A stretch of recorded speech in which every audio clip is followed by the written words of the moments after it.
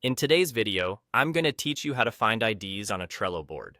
If you've been working with Trello for a while, you might know how crucial these unique IDs can be for various integrations and automations. Whether you're setting up a custom workflow or simply organizing your projects more efficiently, understanding where to locate these IDs is essential.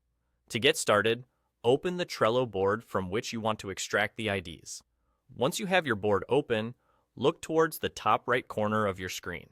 You will see a three dots icon, which is typically used to access more options. It's important to remember that this icon might not be very large, so take a moment to locate it carefully.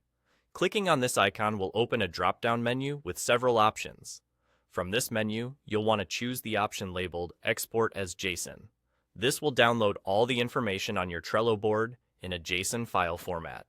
JSON files are very useful for this kind of task because they store data structures in a readable and easy-to-navigate manner, making it perfect for finding those elusive IDs.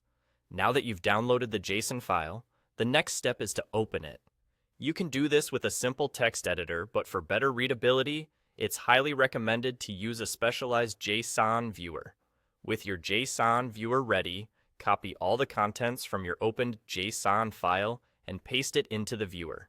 This will transform the raw data into a more organized and legible format. Once you have the JSON data in the viewer, take a moment to familiarize yourself with the structure. You'll notice that each item, whether it's a card, list, or task, is accompanied by an ID. These IDs are usually composed of a series of numbers and letters and are unique to each item within your Trello board. By scrolling through the JSON data, you can easily locate and identify the IDs you need. And that's all there is to it. You've successfully found the IDs on your Trello board using the JSON export feature. This process is straightforward once you get the hang of it and can be a real game changer for managing your projects more effectively. Remember, using a JSON viewer not only helps you see the IDs clearly, but also makes navigating through the data much easier. So next time you need those IDs for another integration or workflow, you'll know exactly what to do. Thanks for watching, and happy organizing.